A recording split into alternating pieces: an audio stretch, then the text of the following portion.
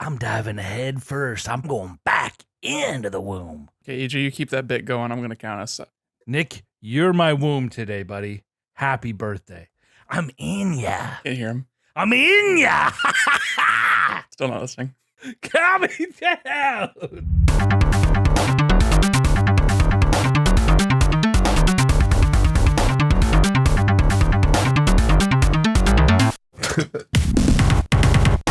Console Crusade podcast. We're flipping it up on you, Nick. I'm Chris Gillifor, joined as always by the indomitable EJ Olson. Hey. But who fucking cares about us? Because this is no ordinary day. This is a very special day for a very special boy. It is, in fact, the birthday of our dear friend, our partner in crime, our co-conspirator, Nick Durham. Happy fucking birthday! Thank you. I was just going to say, I feel like I'm a special boy, but you stole my thunder by saying that in my introduction. So, yes, I am the special boy today. We've ruined it. Worst birthday ever? No! So far. So far. As this is no ordinary day, this will be no ordinary episode of this podcast. In fact, this is not the Console Crusade podcast, not today. This is the Birthday Crusade Nick Cast! Oh, baby, we're here for it. I have designed 5 special segments, all centered around the man, the myth, the legend, Nick Durham. And all of the names are puns. So buckle up, fuckers. We're going to have some fun today. We've given him 0 lead on this. He doesn't know what the hell is going to happen. So you're just going to have to roll with it, brother. I did give him partial lead in disguise of something else. So probably smelled bullshit as soon as I said anything, though. All right, the first segment in the Birthday Crusade Nick Cast is titled Chibi Brobo. As listeners of this podcast know, Nick and I go way back, and EJ and Nick go even wayer back, all the way back, to the time when Gresham, Oregon was a safe and beautiful place to live, which dates us something fierce. So I'd like to turn back the clock a little bit and just chat a little bit about the things that we all played together when we were coming up together. EJ, I didn't know you then, so, whatever. You, Nick, I've certainly got some great memories of gaming in your basement, gaming in your room. I'd love to talk about it. EJ, of course, I know that you've got some. Nick, I don't want to put you on the spot. It is your birthday, so the right of first sharing does belong to you. You can also tell one of us to come up with something. I've had prep time. EJ has not had a lot of prep time. It's funny. You remember the times at your friend's house more clearly than you remember the times of your friends coming over to your house. At least that's how I feel. Like I don't fully recall the kind of core memories that EJ has of playing video games over at my place, or you, especially Chris. Like I don't remember you coming over and playing games over at my place at all. But I do have several memories of playing games at both of y'all's places, like Chris going over to yours for the night of the Wii launch, for one. Yeah. Or there was another time where you had a party. I remember there being Guilty Gear and that being the first time seeing that anywhere. Or like DDR, like just like random games over your place. Like I don't even understand like who brought them or whose they were. I don't think they were yours. I think they were just like friend of a friend kind of things. They were not mine. I know exactly. As soon as you said Guilty Gear, I went, holy shit, that belonged to Sean Cullens. That guy went to Park Rose. I met him through Andrew Sappington. Like me and him and Ben Van Veen, and we're like a quartet just getting into trouble and like LARPing around southeast Portland, which sounds so dangerous now that I say it out loud. Literally running around a golf course at night, like burying things in the golf course to come back and dig them up later. Oh my God. Basement parties. Dude, you were there for the big Halo party, right? Yeah, the actual like was it 16 or was it 32? Like it was a full LAN 16. with like 4 Xboxes.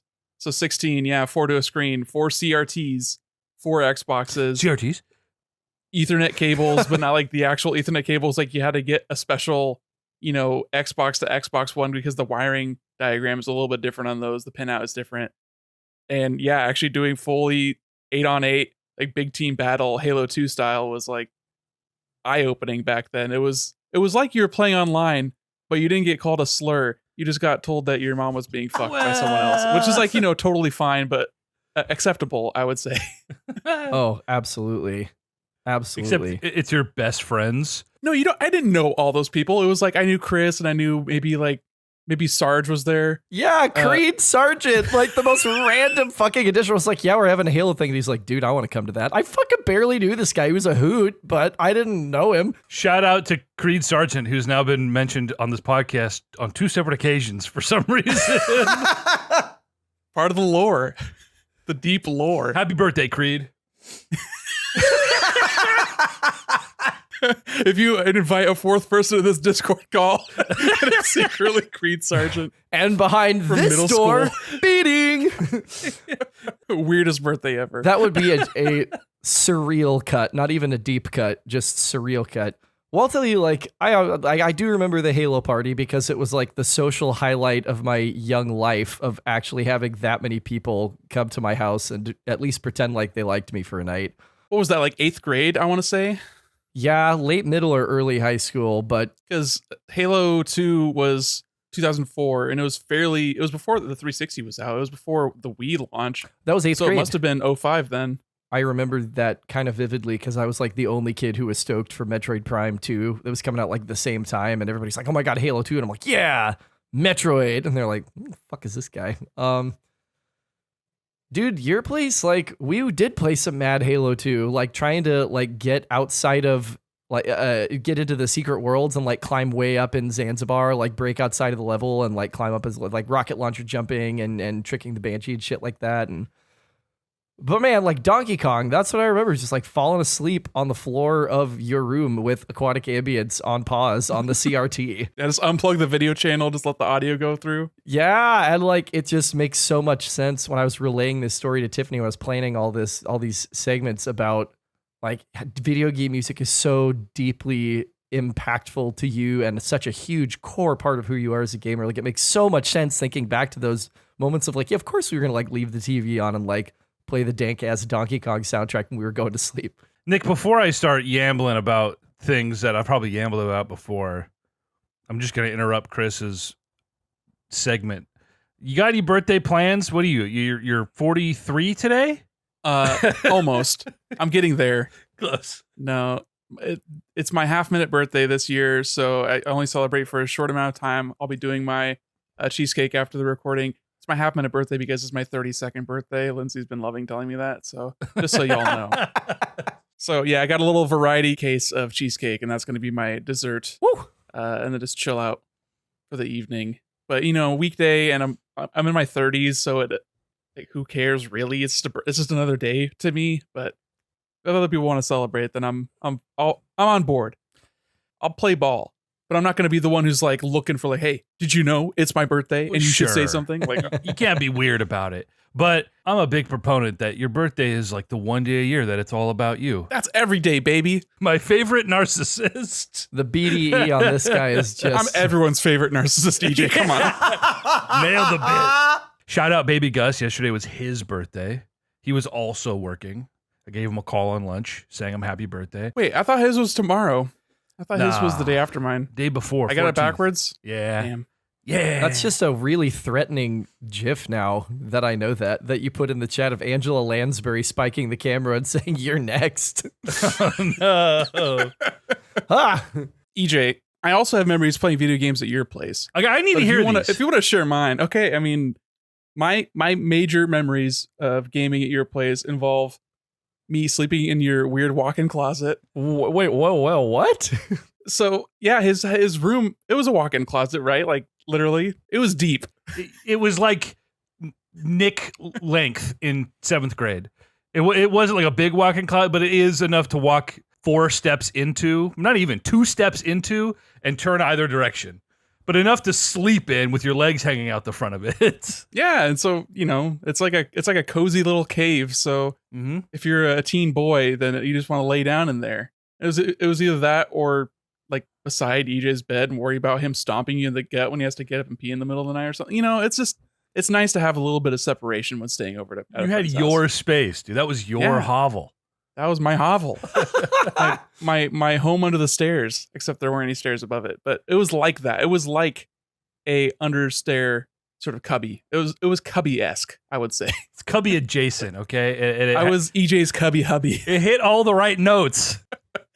Yeah, and just you had your CRT, the silver. Was it a silver CRT? I know you had the silver GameCube. Oh yeah, right. Little silver CRT, baby, little Toshiba, And just playing Star Wars Battlefront on the little Toshiba. Yes, dude. And it was a lot of fun because we could play a 2-player game against AI. Like Halo had that for their campaign, but Battlefront had it so that it was like a multiplayer match, but EJ and I didn't have to spend our time killing each other. We could go fucking up droidicas and like Wookiees and shit. And that was just a lot of fun. Like, oh yeah, I want to be on the speeder bike level. Let's go to Endor. Like, let's do the Geonosis with all the rain because it's really cool to see like the rain effects and like that kind of shit. It was just core gaming with a friend experience. I know, I'm sure most of the things that I have on my short list here, things we've definitely talked about over the years, but this was like a famous run. Like this was the most famous stretch of our middle school experience together, where it was like 3 days at your house, 3 days at my house, like a day at church, and then it was like, whose house are we at tonight? Like middle of summer, and we just like together for like 2 straight weeks. We'd have a big fight. I remember, I think I flipped you out of a computer chair, and you punch him on the top of the head, and it would be like the moms get together, and we're like, what are we going to do with these two? And by the end of their yip yap sesh, we were best friends again. Then it was like, well, packing them, going to Nick's house tonight. But we do the blanket fort, and just have, I think that was one of the early, not actually in contention, but on the list of potential names for this podcast was Blanket Fort Games, which Nick rightfully shot down. But the sentiment is there. I know I've told a story about trying to catch my first Pokemon ever. This was Nick's Game Boy and his copy of Pokemon Red or Blue, and we're on the playground at North Gresham Elementary School, and you reluctantly let me play your Game Boy, and I don't know what I'm doing. You say, you can start a new game, but don't save. As if I know what the fuck that means. I'm 6 years old or whatever, 7 years old. 7, I think. I got my Game Boy when I was 8. So I am doing something, starting a new game. I don't understand. I don't know where to go. I don't know what to do. And you're just impatient with me. And you're just like, geez, just do the thing. You're trying to teach me how to deliver Oak's parcel. I've changed a lot, EJ. Yeah, right? I'm definitely very patient with you now. Yeah. And I said, fuck this, basically. I just want to catch a Pokemon. So you let me go into your save file. And I don't know where I was, but I'd run in, and I remember this, sitting on the wood structure with the big silver slide, the really wide one at North Gresham, and I'm sitting up on just with my back against the freaking railing, and I run into a Taurus, and I'm like asking you to teach me. I'm like, how do I catch this Pokemon? And you're like, you just go into your bag and throw a Pokeball. And I'm like completely lost here. I don't know if I ever actually caught that Taurus or not, but I remember that Tauros. Is it Tauros? Taurus. It's a Sagittarius. Ford Taurus. So anyway, that's funny. And then of course the double dash runs. Oh, dude. So fucking good. We just crush 32 courses or whatever and trade off who gets to win every other cup. It's not that many. I think it's literally 16 courses 16 in that game. EJ. Double dash, that makes sense. Oh no. Yeah, it's not many. On Wii it's 32, right? At least. Anyway. Most of my Nick gaming memories are probably more so rooted in like early adulthood. That's how memories work. Memories are better, nearer than further, generally. And also, you sort of had a renaissance with gaming and your interactions with them in that time that you first moved out and we were living together. So a lot of time spent on the 360 out in the living room at Jill's house that we were renting with that rear projection TV and shit. So it was that and watching the OC in the garage, like the OC on DVD. I think back to how many Sony Trinitrons that were in that house. I just kicked myself, I should have known better. Better. Oh, buddy, how could you possibly have known better? I've more than made up for it in my old age. This has been Chibi Brobo, the first segment of the Brobo. Birthday Crusade Nickcast. It could easily just be Chibi Ro Bro. I had a choice to make. I took the shot. I respect it. The next segment is a segment for EJ and I to praise you. And the title of this segment is Big Brain Nick Academy. Yo. God damn it. God fucking damn it. EJ's regretting this entire podcast right now. Okay. I was like, listen, as soon as EJ message was like, you really want to record what's on your birthday? I sent EJ a message immediately and said, if Nick is going to record, I'm hosting, I'm making up segments. Like, didn't even give him a choice of the matter. I was like, it's done, it's over. And I'm like sitting in this shitty new faculty training that I shouldn't even have to fucking go to because I've already been here for a semester. And I'm literally like coming up with these segments and like giggling to myself while somebody's like yammering on about Blackboard or what the fuck ever. It was great. It's been a great like 24-hour hyperfixation. So Big Brain Nick Academy is the title of the second segment.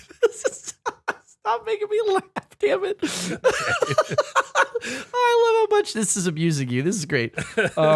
Maybe we'll dig out of the worst birthday so far cellar. In this segment, as we know, Nick has a penchant for making tailored and I dare say bespoke lists of recommendations to his friends about games that he thinks that they would really enjoy. So in this segment, Big Brain Nick Academy, I would love for EJ and I to just every time I can't look every time I say it, you fucking start. Chris is losing his shit right now. It doesn't get any better the more times you say it.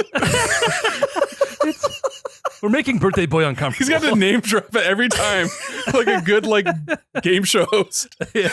That's exactly what I am. Okay, so in this unnamed segment, we're going to sing your praises about some of the best game recommendations you've made for us. EJ, do you want to kick us off or do you want me to start? I'd be glad to kick us off. Hey, listen, I have some answers to this, but Nick, can you, off the top of your head, refresh me in the last, let's say 5 years, the life of this podcast, what have you tried to recommend to me? What have you tried to get me to play? Because none of the games on my list are games that you've recommended to me since this podcast began. So I don't know. I'm trying to think. I feel like my recommendations for you have been few. I mean, Dark Souls. I don't know if you've actually played any of them. I would not say that I recommended Dark Souls to you as like a, hey, EJ, you should play this because you would like this. Yeah, it's fair. It's more of a, hey, you should play this because it informs the genre of games that you like. So I'm thinking, I'm like, I don't know. Like, I didn't even recommend Risk of Rain to you. That was a game that I just liked. And I told you that I liked, and then you ended up playing it later with Brendan, and you liked it, and you're like, why didn't you tell me to play this? I'm like, I don't know what you like, man. It's hard to tell sometimes. I'm an enigma. You don't know what makes you like things. You just made him blue screen. He was like, wait. Think about that one for a second. That's the thing, is you've recommended a lot of games to Chris knowing what he's into. You've told me I should try a lot of games, assuming that I won't like them. So there's a chasm. It's a pretty good chance that you won't. Yeah. If you're a betting man. That's how I feel with like you and most media, though. It's like, there's a fairly good chance that you just won't like this. Hey, man, I give a lot of things a call a try. All right, well. So tell me, what is your curated list of things that you were recommended, but not like explicitly, I guess, like things that I said I liked that you tried and also liked then? Less so the bespoke recommendation and more so introducing something that went on to become extremely important to me. You were the first person I ever played Rocket League with. Early in the PS Plus days, I think. And maybe you bought it on PC. I can't remember exactly how it worked. I didn't have a PS4. I played it on Andrew's PS4 and was like, yeah, this is gonna be a huge game, and I bought it on PC. I remember playing it at that I don't know if I should name drop the name of the house live on the podcast. It might be slightly offensive. I don't know. But the house you lived in with Andrew and Max and the revolving door. I don't know who Mac was there. Yeah. Jordan was there. Yeah. Yeah, that was just the bro house. It was just a bunch of dudes. The bro house was when we lived together, that was the bro house. Yeah, that was a bro house. It was oh wow. Ooh. Drew sullied the bro vibe. Yeah, and then Jed came. Anyway, I remember playing Rocket League that day and giggling like a dumb fucking schoolboy anytime anything happened. Because it was just a ludicrous concept. Okay, what if you were a Hot Wheels car that could drive 100 miles an hour and fly, and you're hitting this giant soccer ball around, and if it goes in the net, everything explodes, and you're like, yeah, I'm fucking in, let's do it. And just playing against like Tank, the AI truck, Twister or whatever, and just dummy laughing at what a dumb game that was. And then that went on to be a game. I just checked my Steam. Like last week, Andrew asked me to pull up my hours played. I'm at over like 2,000 hours on Rocket League just on PC in the last, since 2015. So 8 years. Pretty absurd. So not so much a recommendation. So I apologize, Chris, for kind of going off script with your segment, but That's cool. What was the segment called again? What's the segment called? stop it. Big Brain Academy. Okay, a game you actually recommended to me. Castle Crashers doesn't count, but I have also great memories of sitting in the freezing cold front room playing that, sitting in those shitty green chairs so long that like I actually hurt something in my lower back from being slumped over in that chair for hours at a time. Rogue Legacy, an early recommendation, Nick, in my first roguelike game, which turns out I like them all. That was a good time for indie games of that ilk, with like Rocket League being sort of a latecomer to the party. But I think back to like Castle Crashers and Super Meat Boy and Rogue Legacy, and even like Shovel Knight kind of in the mix there too.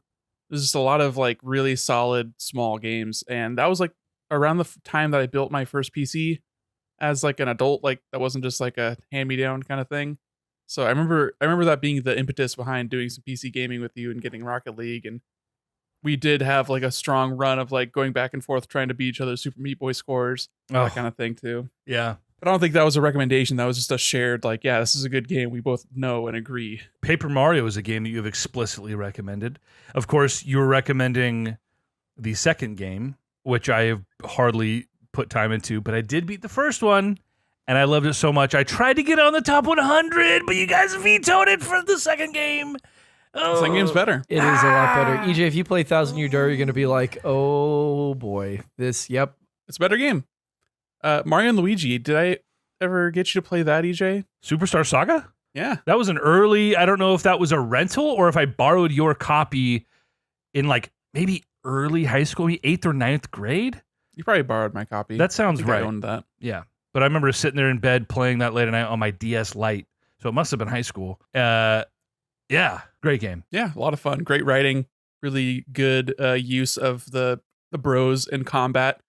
Having A and B's like mapped to each brother. So in battles, you could either defend with the hammers or jump over attacks with the corresponding button. It made it really interesting and action-based in a different way than Paper Mario did from Mario RPG. It was sort of like a split in the paths. Very similar sort of concepts, not as focused on the party and more focused on the way you interact with the battle system. And who could forget? O stoltarbaro, o skindrabara, hindra sundrabara. Oh my God. Fucking gibberish Italian. Oh my God, I love that game. You just had that. You had that locked and fucking loaded, dude. He was ready. I've said that, I've muttered that to myself too many damn times when I'm just bored at home. And I just think Fawful has Fury. Like that's my main touchstone for that game. What a fever dream of a fucking game. Like they really just said like, whatever you want, we'll put it in. The Bean Kingdom, is that on NSO yet? I feel like that's got to be soon, right? Oh, I hope so. Well, didn't they re-release it? Didn't they remake it on 3DS? Yeah. Probably not then. Wait, they Great did? choice.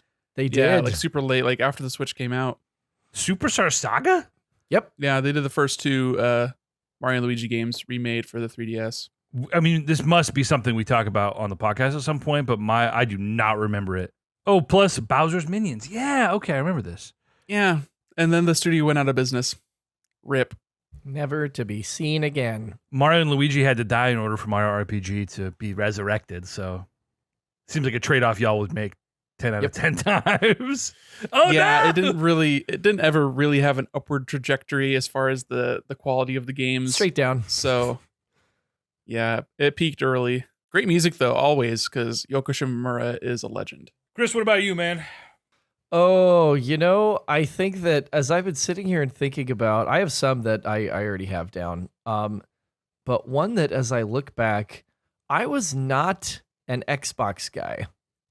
I was always had Nintendo consoles and like Sega Genesis, and that was pretty much it. And then Josh bought a PlayStation when we were in middle school, which meant that I had to be nice to him if I wanted to play it.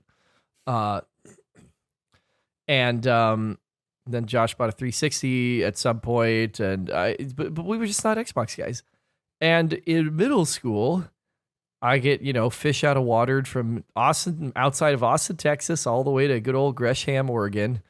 And Nick, I am 99% sure that you were the first person to tell me that if I liked Metroid Prime, I should really try to play Halo. That tracks. I am pretty fucking sure that was you. And then I was like, hey, Mom, I'd really like to, get this game. I was like, really wanted an Xbox. Dad the Chad, got us an Xbox for Christmas one winter because we were all talking about Josh and Joey and I were like, we're going to all pool our Christmas money. We're going to go buy an Xbox. Dad's like, all I've been hearing is Xbox. I was like, okay, got an Xbox and Knights of the Old Republic. Thereby hangs another tale. But I was like, Halo. M-rated? Absolutely not. Oh, boy. And we had to persuade her. We are at Game Crazy, the one over on Burnside. RIP Game Crazy. Legend. I miss Game Crazy. And the clerk the Chad, came in and was like, well, Mom's like, well, there's guns and you kill each other. And I just don't. And the guy's like, well, actually, in a campaign, you only kill aliens. You do not kill other human beings. And he fucking talk no jutsu'd my mom into letting us get Halo. And the rest is fucking history. So Nick, charisma check, rolled a nat 20. Yeah, he was rolling it against my divorced mom's constitution. So that was a gimme. Oh my God. Oh no. Didn't stand a chance. Yeah, so that was the first I'm not gonna say the name of the segment again. It's played out. That was the first example of you giving like an absolutely clutch recommendation, and then it led to the Halo parties of yore. The first one that I put down was definitely Gato Rubato. Like, I just cannot imagine a game that is more Chris than a Metroidvania with like an NES / SNES adjacent, really like a Game Boy more than an NES aesthetic, where you play as a fucking cat with a designated meow button. Like, that is, you could like smash me into goo and like reconstitute me through like a Star Trek replicator, and like that game might come out. Like, it is so incredibly close to all of the things that I like. And I just fucking devoured that game. I found everything. I got every item. I was like, this is great. What a beautiful little bite-sized dealy bob. When EJ was selling, the other big one is that when EJ was doing another round of like homie sales before it hits eBay, when you were downsizing all your Switch games and trying to get them on like the highest res version possible. I'm sick. Well, no, I mean, I get why, and I totally respect that. I was kicking the tires on Hades. You were like, yeah, you'll probably like that game. So I'm going to put it in the recommended column. And I did start that before Dead Cells. I remember that really distinctly, and I bought both of them. I started Hades before Dead Cells because you were like, yeah, you're probably going to like that game. That's probably going to be the one you like more. And it was. It's just like a roguelike with like a deep narrative and really like rich characters and character development. And everyone's really hot. Everyone's so fucking hot. Like, it's preposterous. Again, you peered into my soul and you were like, hot, horny This Olympians. boy wants hotness. What can I say? Those are the big ones. I think that we had already like individually come to Pikmin on our own times, but I know that we bought it over that. I told you had to pay Hollow Knight. I told you. You did. Oh, what the fuck? You did. Forgive me, Father, for I have sinned. It's been 32 years since my last confession. You did tell me I had to play Hollow Knight. Oh my God. Yeah. And that game is astonishing. And I wasn't pushy about it. I was like, go to it in your own time, but it is the best one of these. So you should. I owned it and I started it a little bit and it just was not, and I don't know why. It may have been I had played something like really similar. That happens a lot for me. If I try and like I tried to chain Final Fantasy X when I played that in the remaster right into Final Fantasy 15 when that came out. I played like 10 hours of 15 and put it down and never touched it again. Because it's too similar. And I think it was something like that. But when I came back to it a couple of years ago, I was like, holy shit, like this is it. This is the time for this. That's like my cat's favorite game. I think I've said this on the podcast before, that Just the little noises and stuff. Houdini loves when I play the bug game, because she likes to like when the vessel will like zip off screen, she'll like, we're like, where'd he go? And she'll like crawl behind the TV and try and find where the bug went. And I'm like climbing up and going through the ceiling, and she's like peeking over the top of the TV trying to find the bug. It's like her favorite fucking game. She loves. Cats are funny. I know. Gato Roboto. You did recommend Hollow Knight, and that's a dear game to me as we cope with the Silk Song endless delays. Listen, Console Crusade top 1. Top one.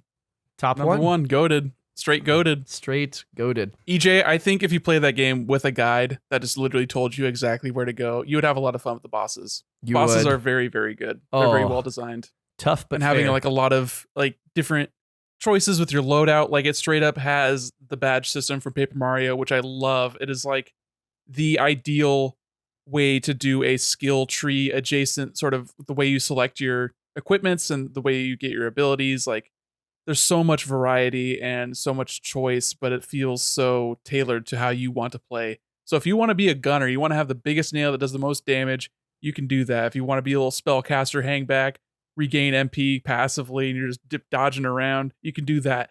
There's so many choices, and I love that about it. Yeah, I love that it lets you break it also. For sure, yeah. There's literally an over-badging system built in. You can overclock your badges for a penalty. Yeah, you take double damage. You can do that. Like, that's crazy that they're just like, yeah, fuck it, why not? Yeah, you would really like this game, man. And you just get a guide. Just get a guide. Follow a walkthrough. Watch a let's play, and just literally do everything he does. Yeah, because honestly, Chris, you saying that you played it and bounced off pretty quickly makes a lot of sense. Like if you had played something like a Guacamelee or another like Ori, even something that's more breezy, it's more guided of a Metroidvania, and then you jump into Hollow Knight, which is like, here, fucker, you don't even get a map unless you buy one. Just figure it out. It's very obtuse. So I could see that being like a hurdle to get over. Mm-hmm. I tripped right into that wall. I tell you, I did try. I put an hour or two into it. Vanias are not your style, though, EJ. No. You don't like having to look for things. You know what? Nope, skip it. I'm not having this argument on Nick's birthday. Okay. This has been Big Brain Academy. No. The best game recommendations that Nick's given us over the years. Our next segment, EJ and I are going to shut the fuck up, and we're going to pass the mic. The next segment is titled Nickman, in which Nick will pick... Crickets. I say Nick will pick his personal top 5 favorite games of all time. Nick, this is just literally a platform for you to talk about some fucking games you really like.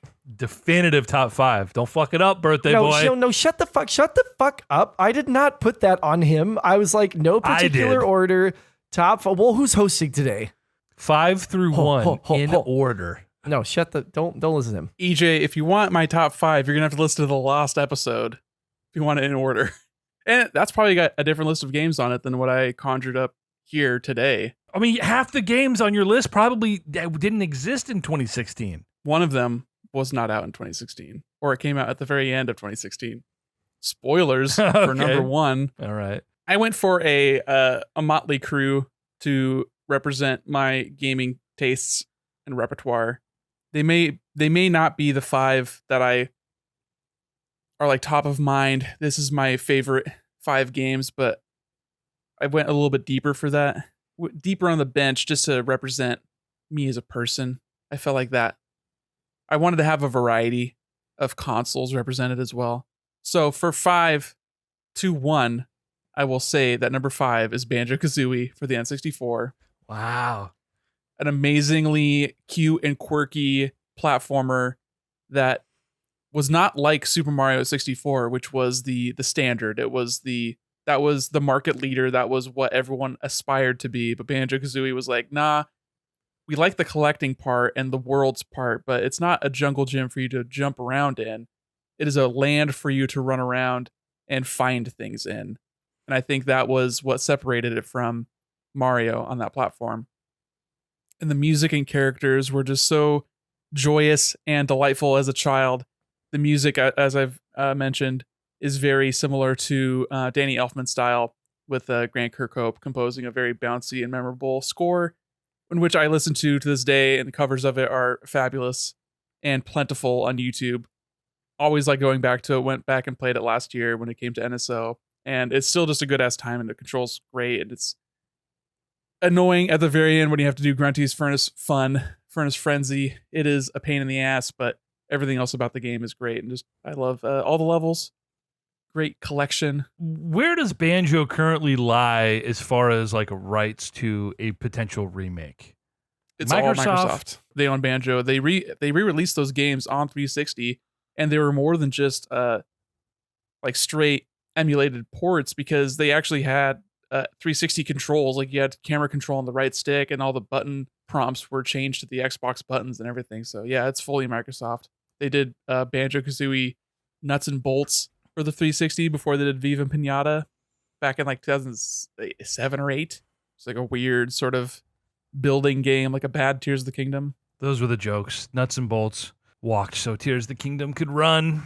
Yeah, something like that. But yeah, it would be great if there was another Banjo-Kazooie at some point. I feel like the IP is good and dead, but anything that Smash Bros. Touches is bound for a revival. I mean, that was like one of the most hype reveals. I mean, character reveals for Smash Bros. Is basically cheating. Like they're all just hype as hell. And the only reason why Smash Bros. Isn't in my top 5 is because I can't even pick just one. Like my top 5 could consist of just Smash Bros. Games. Seriously? And that would be like, I'd be fine with that, you know? Like that would still be good enough for me. But I did not do that. Banjo, we missed that shirtless bird with the weird shark tooth necklace. Wait, was the Banjo reveal, was that the Donkey Kong fake out? Yeah. Yep. Because That they was had good. King K. Rool already, which is also one of the most hypest reveal videos of all time with that iconic song. Oh, lovely. Fucking love it. Anyway, number 4, Guitar Hero 3. Yeah. I waffle between this and 2. It really is the way they smoothed out the hammer-on and pull-off system. Yes. Made it a lot easier to play and allowed for a smoother experience. The expanded soundtrack as well, actually getting the real song masters for the majority of, if not all of, the main campaign songs. I know we had talked about this in a previous podcast, but in 2 there was some extra songs that had the real masters on them. Like I think wasn't 6 by All That Remains on Guitar Hero 2, EJ? I can't recall specifically. I don't know if it was on 2 or 3.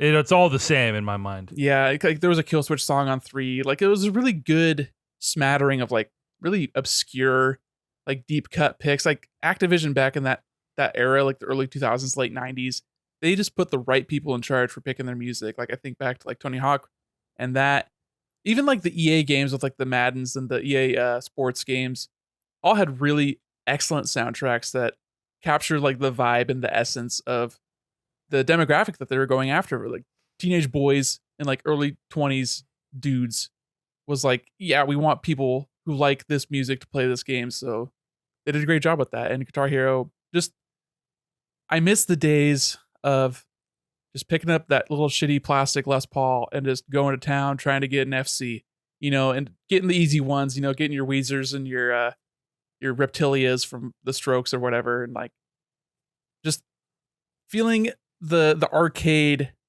sort of rush of doing something extremely well, doing it competently, and feeling like you're improving at something. Exactly. There are a lot of games that do that, and I think of like arcade games in that aspect, but a lot of video games now, the big ones, are not about self-improvement or improving your skill at the game. It's about putting in the time, and eventually you will get stronger, but you won't necessarily get better at playing the game. And Guitar Hero is not anything like that. There's no skill tree in Guitar Hero. Your skill tree is you getting stronger fingers and strumming at a better like pace and not flipping around and being a dipshit. Getting that perfect tilt so you get all the notes. You're not as susceptible to failing. I don't know. So it's a rush. And putting 2-player on just to kick your friend EJ in the dick about how much better you are at the game. But that's just because he didn't own it or he didn't like it as much, or he felt bad about losing, so he didn't want to put in the time to get better. I am a consistent hard difficulty. All right, I'll get through most songs on hard, some on expert, but there was a ceiling on my ability that you surpassed, my brother surpassed, and I at some point had to just be okay with it. You could probably play Surrender on Expert. When we were at the beach last month, I played half the songs we played. I got through on Expert. It was just some of the wackier ones that when you start introducing 3-note bar chords that aren't all adjacent on the fretboard, like when you're going like red, middle, orange, like I can't fucking do that in the middle of a song at 200 BPM. You're fucking insane. And I'll never be able to do that. That's just the way it is. Not with that attitude. You said it though. They nailed the difficulty curve. Yeah, you need a wide variety, and there was a really good variety of like classic sort of rock songs, like blues, metal, psychobilly freak out. Like there's like a really eclectic blend of strange music that if you were me, that was your introduction to those kind of songs. So it was like impactful in a lot of different ways. Also, Guitar Hero 3 had boss battles. Chris, I know you're like twitching in your seat right now at the mention of Psychobilly Freakout, but first, you fought Tom Morello and Slash. Yeah. And I don't know who Lou is. The speed metal cover of The Devil Went Down to Georgia. That was a sick battle. The Devil Went Down to Georgia. Fucking tight. I don't remember that. Yeah, that final dude, that was the final boss. was Satan. Yeah. Oh my Doing God. The Devil Went Down to Georgia. Yeah, I remember being in the Gresham High School auditorium and Drew and I are like, dude, you see the set list? The set list is out. And he's like, yeah, how do you feel about The Devil Went Down to Georgia? I'm like, dude, I don't know. Like, I don't know how to feel about it. And then the game drops. We're both just like, bro, like what a fucking banger cover. Yeah, Psychobilly Freakout. I love that. So that song makes me go berserk in ways that like few songs will just instantly make me go absolutely nuts. I'm seeing Queens of the Stone Age in 3 days. I only know them because of Guitar Hero, because of No One Knows. Like, that was my introduction to Queens of the Stone Age. Like, fuck. Like, this game was amazing. You were a Saiyan, and we were Krillin trying to, like, follow your fingers. Like, he's moving too fast. Like,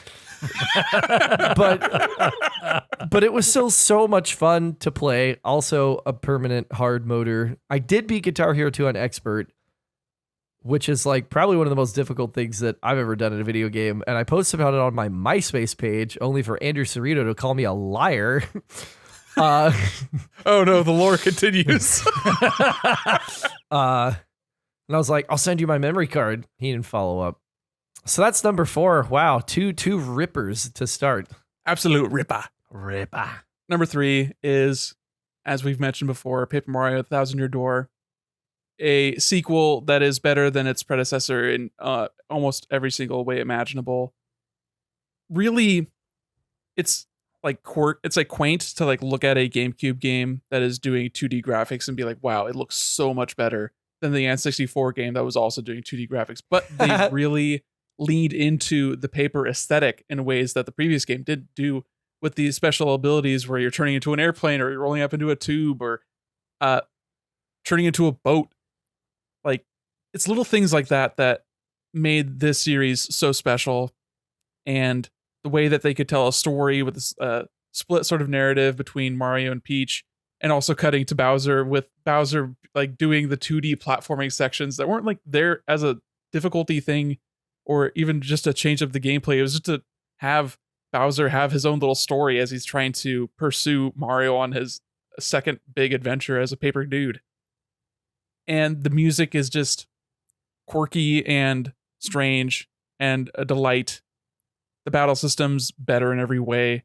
The improved mechanics with your partner characters was just so welcoming.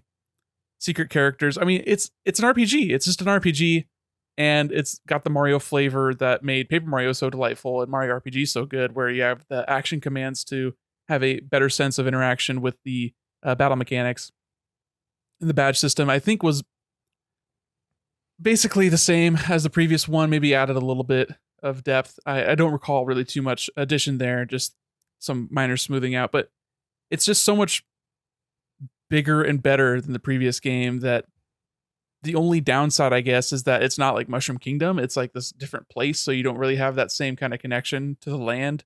But they also did things where they added the Piantas with being like this mob boss family, or you go to the Glitzville where it's like a a seedy Las Vegas wrestling ring that you are trying to take down the organization of. It's the chapters and the individual stories that they tell are just so unique and amazing that it's hard not to fall in love with it. Like the chapter where you are on a train trying to solve a murder mystery, it's like similar to the penguins and the what was it, the Shiveria, I think was in the first game, where you also got blamed for a murder of their Hemingway stand-in. Herringway, dude, so good. But it's different in that it's a Western, it's like Murder on the Orient Express, like Western noir style, because it's like you go to a ghost town sort of cowboy aesthetic thing. I don't know. It's just, I think about all the places that you go and all the people that you meet, and that's the best thing about an RPG is going to different places, meeting different people, and having these small segmented story beats that build up to a larger whole. So Peach has like the larger sort of arc throughout the entirety of the game, and then you have these individual chapters as you're trying to get these stars, because that's what every Mario game is in a nutshell. Is you just get 6 or 7 of these star things, and then you fight the final boss. But the stories are so good, and I think this game, once it gets like a remaster or something, everyone's gonna remember. Everyone already does remember that this game rules, but there should be a good way to play this game now, and I think when they remaster it, because I think it's inevitable at this point, like it's gonna get a remaster at some point. I mean, they fucking sold us Pikmin 1 and 2. There's gonna be another Paper Mario 1,000 Year Door on Switch or Switch 2 or whatever. I just think of how good Origami King looked, and I'm like, I want to play the good one of this. The rumor that we got early this year, do you think that rumor was actually talking about Paper Mario, or was that Mario RPG, do you think? Which rumor was this? There's always a rumor. Well, we got an explicit rumor when I remember it was the day we were leaving the beach trip, and it was that Paper Mario was getting a remaster for this year. I don't remember that one. I just remember Persona, and it was like Sega based that I remember was the Persona 1, and then the fucking the rollerblading game. Yeah. Jet Set. R.I.P. But I don't remember Paper Mario. Yeah, Chris was like reading all the rumors to me as we were driving home down the highway, and I was like, dude, Paper Mario remake, it makes sense. But then we got Mario RPG, so I don't know if those were related or Intelligent Systems, they do be doing stuff. And were they involved with the previous?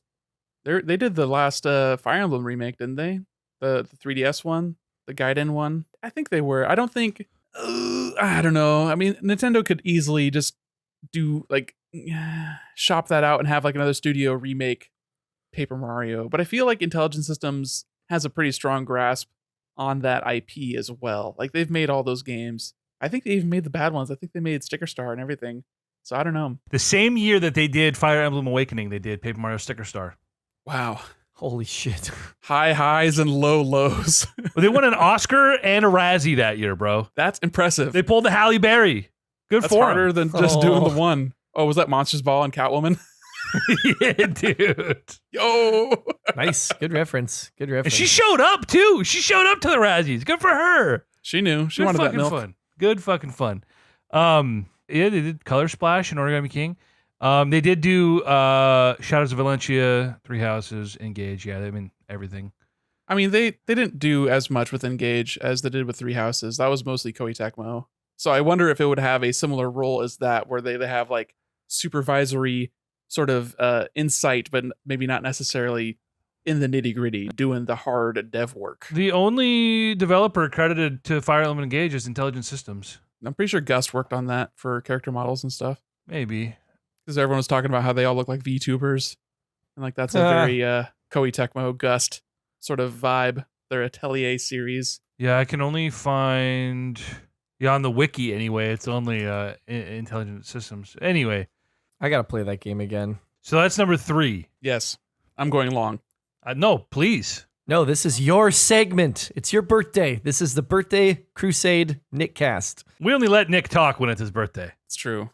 Usually I sit in my corner and I ho and I hum. Please, sir, can I say a word? No! You throw soup at me instead. My number 2 is Super Mario World. It is one of the best video games of all time. It is one of my first video games of all time. It is impeccable. There is no moment in which you say, hey, you want to play Super Mario World? And I would say, nah. I think every time someone would ask me to play Super Mario World, I would say, yeah, let's hop in. Let's run a level or two. Let's do Star Road and get to do the quick way to the boss. We're gonna put that to the test one of these days. Dude, it's a good game. And it's always fun. It's Yeah. always fun. It's fun to be Cape Mario. It's fun to ride around on Yoshi. It's fun to try to do a shell jump and occasionally get it right. It is a lovely playground in which you can just run the worlds, or you can try to do something crazy, or just vibe. It's just a joy. It's a delightful game. I feel like, and maybe this is just because I always skew so like nostalgic. I'm shocked, honestly. I mean, obviously, this game deserves to be like, it's on our top 100 for a reason. But that this made it over DKC 2, 1 or 2, shocks me. I guess I didn't have as good a grasp on your sensibilities. Interchangeable. Any day of the week, you ask me, hey, what's your favorite 5 games? You swap them in, whatever. Okay, all right, fair enough. I'm not, getting too into the nitty gritty details. I'm like you with the top 100. I'm just picking random shit out of a hat. This is my top 5 today. Got him. Number 1, Titanfall 2. Wow. God damn it, dude. What a twist. Anyway, no, I mean, we've talked about Mario World. It's perfect. It is perfect for what it is. It's not trying to be anything more than it is. If you're asking for more, then you're asking the wrong questions. My number 1, though, is Hollow Knight. And I've spoke about this game too many times. We were talking about it earlier, even. So I don't need to go too much more into it, but man, it is so good all the way through. Yeah. I see, it's one of those games where I see where people can dislike parts of it, like the art style kind of rubs people the wrong way. It's obtuse. There's no like easy map system. It's kind of punishing in that way. It does the Dark Souls thing where you die and you lose all your money unless you go and like kill your ghost. But I love it despite and because of those things. Like, it's the things that make it difficult, the things that push back, that makes it more fun to overcome. Mario World is easy and holds your hand the entire time, and it's delightful because of that. And Hollow Knight pushes you and says, no, come at me. And that is also fun to defeat. It is a fun game to beat. You beat Hollow Knight. You finish Mario World. And Hollow Knight really scratches that itch for me where I want to be better than the game. And when I am, I say, fuck you. I know I'm better than you. And that gives me a big boner. Nick, I want to go run through a cement wall right now. You made me so fucking hype. That is the feeling, though. I'm going to say this again, and then I'm going to like tattoo it on my ass. You beat Hollow Knight. You finish Mario World. Holy shit. That is an iconic That's deep, dude. Durkheim quote. So yeah, and it's one of those things that only video games can do in comparison to other media. That's like, you are communicating with the game. It is you and the game in conversation. Like, you watch a movie, you read a book, but you beat a game sometimes. Not all the time, but most of the time, it needs your interaction. So yeah, that's what I love about the game, is how difficult it is. I had so many of those moments playing this game of just like absolutely screaming in triumph. Like Watcher Nights, like there's so many little, also talking about pace, like there's so many easy bosses that still feel satisfying to beat. Like the first like main boss, when you get to the False Knight, and you end up like, he's kind of tough. He's got like some AoE attacks. He's got some like pattern recognition stuff that you got to do. He's kind of like King K. Rool, honestly, in a lot of like the way he interacts with you and the way you fight him. And then you beat him, and it's very satisfying, but you knew it was kind of easy. Like, you're like, oh yeah, that was a first boss, but it was nice. And then if you get the Dream Nail and you try to do the second hard version of it, you're like, oh shit, this is actually difficult. But yeah, the pacing of the encounters is so impeccable in that game, where there are easy and difficult ones all the way throughout the journey. I remember so vividly facing the Mantis Lords the first time. Oh yeah. And that music kicks in. You're like, oh shit, I know it's about to go down. And it goes down and it goes down and it goes down, because you're not beating that boss on the first try. But when you do beat it, it is you learned a dance and now you're performing it and you defeat them and they bow to you and you're like, yes, I did deserve that bow. Thank you. It just goes so fucking hard in so many moments like that. Like finally beating the last trial at the Coliseum of Fools, like, and getting all the way to the end of that trial. And I didn't look up a guide for it. I just wanted to discover it, right? And getting to the end, and it's not one but two like unique bosses you have to fight at the same fucking time after you've done wave after wave after wave of these absolute bullshit designed little platforms to knowingly like fuck you with all these like basic tier enemies, making them as difficult to deal with as possible. And then it's two fucking bosses you have to beat, but then you finally beat it. I literally screamed, and they just start raining money down on you from like every which way. And I'm like, yeah, that's mine. Like, give me that. Like, to say nothing of like beating the Radiance for the first time, and just the moment of like hitting the head of the Hollow Knight with the Dream Nail, stepping in and going like, where's the boss? And then seeing this thing that's like really far out and it kind of like turns to you, and then the vessel just draws the nail and wham, title card and music, and every hair on my body stood up and threatened to just pull itself out of my skin. I was like, this is so epic. And just the small touch of it being black text on white background as a comparison to every other thing is just like big words on a screen. It gets me. You know, I'm a sucker for that. Every Tim. Yeah, this game fucks. Oh, this game fucks, and it knows how. I'm similarly blown away that there's no Dark Souls, there's no Bloodborne, there's no Elden Ring on this list. Hollow Knight's a Souls game. Get real. Any day of the week. Would have put Bloodborne on there.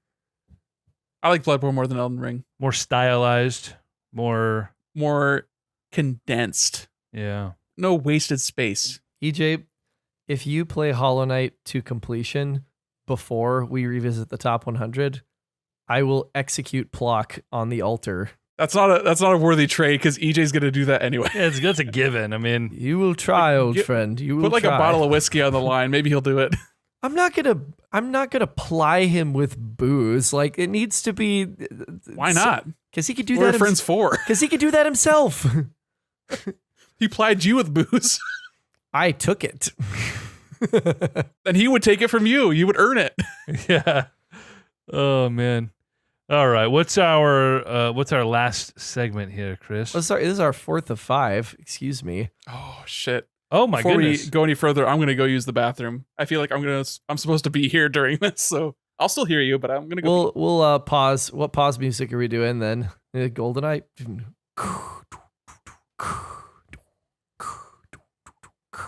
Ding ding ding ding ding. I played ding, through, ding, ding, like, ding, ding. 3/4 of the Nightfire campaign while I was at the beach.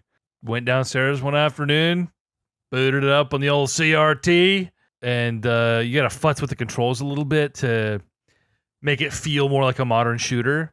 And if I recall correctly, the shooter layout is actually called Nightfire, but it defaults to an amalgamation of like a GoldenEye layout for some reason, using the C stick as like a hard turn, the way that, I don't know, it was very weird. And I was like, no, I want full camera control anyway. So it's weird that the Nightfire configuration was not defaulted to in Nightfire. But anyway, good game. The music, immaculate. Pierce Brosnan, or probably a Pierce Brosnan impersonator, hilarious. Guarantee you that's a sound alike. I'd bet my left nut that they didn't get fucking Pierce Brosnan to voice his Bond on a game. I wouldn't be shocked. Well, I know, listen, I've watched James Bond. I know all the tropes, but they're so flagrant with it. He just like crashes through a building, explodes a bunch of bad guys in an armored truck, point blank murders a bunch of dudes, meets this chick for the first time and is like, I'm coming to rescue you. Immediately grabs her to make out with her. Okay, I know it's the James Bond trope, but this is not how they do it. The balls on those devs. Oh my God. That's great. Lost it at the phrase flagrant. Love that as a descriptor. All right. We resume. The fourth segment is called Tears of the Kinderheim. Oh boy. Oh God. I don't know if they're getting better or worse. They're all bad, baby.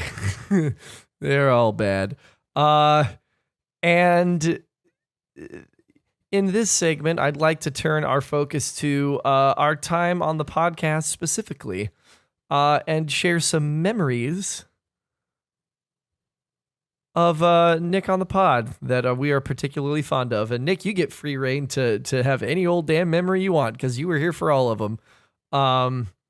But these are the tears of the Kinderheim, and we will gather them all. Find my weird memories scattered across the kingdom. Like, oh, I don't remember that one from high school. Let's put that Photo. away. Oh, I don't even know what this is. What is this? What is this a screenshot of? EJ, can you tell the children at home what's happening here? This appears to be, you're on Skype. Oh boy, EJ, Jesus Christ. Pre-beard EJ, I want to forget that ever existed. Before Discord. Fucking Colgate, LMAO. Colgate. I prefer Crest myself. Ha ha ha ha, that took me a minute. Or like a second. Lawn lost memes. Lawn. So we too late now. To record? Now we shall be okay. Just to figure shit out. Yeah, looks like we got a 20-minute Skype call of some kind. Yeah, it's probably our first recording. 4/19/2017. No, it wasn't the first. We'd done one in 16. It's a month after we got our Switches. EJ, if you were speaking, I cannot hear a word you're saying. Yeah, he's muted himself a while ago. It's funny. I muted myself? Yeah, you're back. I've been trying to talk this whole time to you guys. That's hilarious. EJ, you look like pre-beard EJ looks like Otto Octavius' character model from Marvel Spider-Man 2018. You fucking asshole.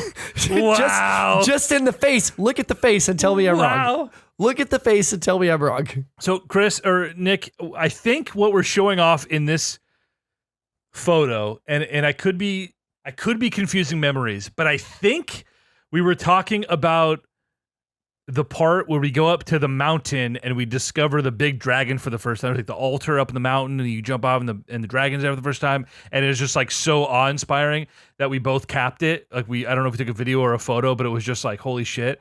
And I was like, I took a video of it, and we're like, look at it. I think that's what it is, but I could be twisting different stories. Because my first encounter with a dragon in Breath of the Wild was not that dragon. It was Farosh down in the jungle because I went to Southeast first. That's fair. Anyway, I in preparation for this segment, I found a bunch of old screenshots that I continue to put into the Discord here. Favorite memories. Let me hit you with a couple things. All right. The pizza reveal has to be number one. That's classic it? Pizza reveal. Okay. I'm gonna tell this story because yeah, please. I'm like, what the fuck is happening? So we started the idea for the podcast in 2016, and I don't know even how we got here, but we had started talking a lot, Nick, late at night because I had a horrific sleep schedule and you were at graveyard, and so we just messaged each other all fucking night and talked about games and what you were playing and whatever. Somehow we decided to do a podcast, and this is so long ago that Discord, in whatever incarnation it was at the time, didn't have video, so we were literally on fucking Skype talking, and we just are hanging out every day, like before work, on the weekends, like we're just fucking hanging out in Skype, talking shit, futzing around in Photoshop, concocting podcast ideas, and this is like 6 months. It's like months before it actually becomes Console Crusade. But the pie reveal, and this is a moment, I think this was sort of a pivot point for us as friends, Nick, is we had tried to do a few podcasts, like multiple podcasts, and we couldn't quite get the tech figured out. And we do these different tests, right? And you can even see in this photo, if you zoom in, you can see, oh gosh, I got to zoom Free out now. video call recorder for Skype, of course. We're trying to figure out how exactly it's going to work. My project file is called settings test, right? Because we are again trying to test this shit out. You'll notice that this is a 3.5-hour podcast, and it's 5:45 a.m. on August 27th, 2016. This is the podcast that I have dubbed the therapy session. I have a 3.5-hour copy of this that no one's ever heard anything of, including you. Release the therapy session. Release the tapes. No. That'll never happen. But it started off as a podcast, and like 20 minutes in, we just started talking about life, and we talked about, I remember so many things. We talked about family stuff that you were going through, and your mom was dealing with some health stuff and something scary that happened at that time. And we talked about friends we lost and these different things. And we unpacked, Nick, a lot of things about our early adulthood and even going back to middle school a little bit, just unpacking things that were not that big a deal in our mid-20s, but things that colored our friendship as young men. And we sort of unpacked it, and I feel had a productive conversation. We reminisced a little bit. We sort of water under the bridge, so to speak, on some past things. And it was sort of the beginning of a new era of our friendship. And I still remember that. I mean, it's 6 a.m. I remember that morning, I guess, that night for us. And 3.5 hours down the road being like, well, this was clearly not a waste of time, but no one will ever hear this. We'll have to do another first podcast another day. But the pizza reveal. What happened? So you had pizza either delivered, I don't know. Well, it's Domino's. This is also, I think, right before you left that this wasn't the bro house with everybody. This was the third house with Mac. This was Cold Pad Rain Home. Exactly. That's the one. This was right when you were getting ready to move, I think. Yeah, it was like I think I moved in right before October. So this was like my month that I lived by myself in the house. Right, yes. A 5-bedroom apartment. Yeah. In which I was the only occupant. I remember that. Yeah. That's so funny. You had pizza delivered, and that was sort of the impetus for us to finally wrap up this very long conversation. And well, no, not at 5 a.m. Like I had that pizza the entire time. You just didn't know. And then I turned around and I was like, and I have pizza. And you're like, what, this whole time? Well, I remember I could see one pizza and I was like, I got to go at 6 a.m.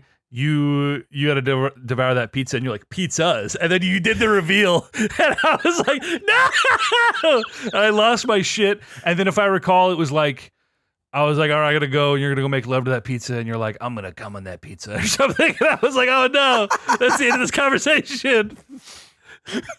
Anyway, that's the pizza. I have to check the tape. I probably still have this tape. It's called Settings Release Test. This is on a hard drive tape. somewhere.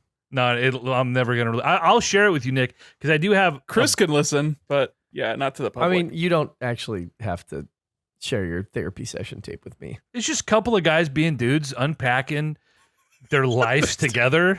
It's a couple of guys, You know? being dudes.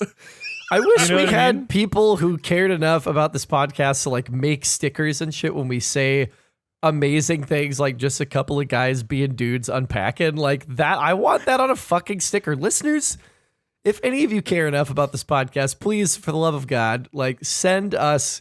I can't even remember the quote. It's ADHD for you. A couple of guys being dudes. Yeah. Anyway, I went to There you go. dayoftheweek.org, and yes, this was late on a Saturday morning that we recorded. So obviously I was not at work, and we started at like 2 a.m. and decided to go for 3.5 hours. Yeah. I mean, it was so late, and Sarah's on the other side of the wall for me. So, I'm sure I'm sitting here. I mean, listening back to old podcasts, you could tell how nervous we were. Not even nervous, just uncomfortable in a mic. Where like now, the way I talk to you guys on air, I feel like is pretty much how I talk to you off air, except for like, you get low energy and you're not always, but like, this is me. Old podcasts, you hear us, and I've said this recently, but that's not how I talk. Why am I so uncomfortable? And so this was like 6 a.m, me probably talking really quiet and uncomfortable. But yeah, man, I remember fondly just like getting on Skype every day and being like, what time's Nick getting up? Nick, wake up, dude. I'm trying to hop in, dude. And you were working on like a video game at the time. We had spreadsheets and we were sharing art and just kind of dorking around together. And obviously that's the earliest podcast memory, but we've been doing it for so long. And, it's a fun way for us to all keep in touch, and adding Chris to the equation, I think was just the missing ingredient that the two of us The needed je ne sais quoi. to really maximize our potential as a couple of idiots on a podcast. I am just the rosemary on your baked chicken and potatoes, babies. Oh, God. I'm potatoes. Because EJ's chicken. You calling him chicken? Yeah, what's going on with these other pictures? I see a couple of LaCroix shots. I mean, obviously, we are the big proponents of sparkling water, that spicy water. We are LaCroix boys. You got me deep into the sparkling water lifestyle. Deep. You got me LaCroix pilled. Straight LaCroix build. EJ, this last image, you look like, let's see, I could call him his real name, or I could call him the pronunciation, the reading of the name that you sent me in that Instagram reel earlier today. You look like Bussies? You look like Bucky the Beaver in that one, homie. I look like Bussy the Beaver, dude. Shed, you got LaCroix there? What do you got? You got Waterloo? What are you sipping on? Limoncello. Oh, yeah. OG. We out here. Shit, I might have to go. You know what? Chris is gone. He's getting himself He's going. He's drinking for my birthday. Oh, man. Got a lot of LaCroix screenshots, man. Dude, that was our shtick for a while. We were the LaCroix boys. That was our, bit. I don't know. And then you've got this bottle of whiskey. Is that whiskey? Raz cranberry. Cranberry. Ah. Oh, Look no. at you, dude. Oh, I cannot abide by that. Oh, man. And then, this shot of me finally getting the metronome for our countdowns. That was a big day for us. Dude, early on, we literally would just all right, we're going to figure this out. Okay, I think 8 through 10 were good. No Metroid. Disgusting. Anyway. Chris, what have been some of your standout memories? There is a look that you get, Nick, when you know that you have just sowed the seeds of abject destruction and chaos between EJ and I. And that collectively is my favorite memory of you on this podcast. And the one that I remember the most is we weren't even recording. It's podcast related. It was when we were at the beach. And I think I've talked about this a little bit, is that you fucking slipped Last Jedi into the conversation. And I turned and we were sitting on the couch next to each other. I turned and I looked at you, and you had the look on your face, and I was glaring at you, not because I was going to rise above this obvious taunt, but because I knew I was doomed and I had no choice. And it led to just the biggest fucking screaming match that EJ and I have ever had. It was great. It was way overdue as far as Last Jedi goes. And you're just like, silent mouth, shoulder bob, laughing at what you knew that you had just done to us. It's great. You're just such a little mischief maker.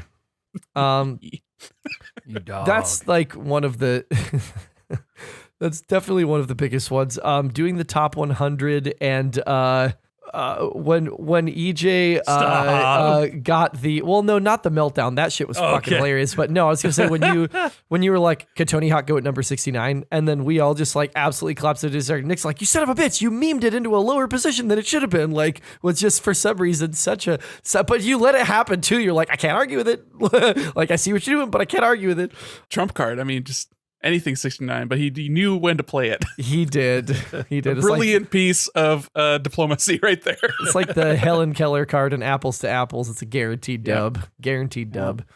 Yeah, those are the big ones. I enjoy the moments in which you get spicy with EJ, because since I joined, you've kind of been the calm waters around our psychotic riptides, which I really appreciate. But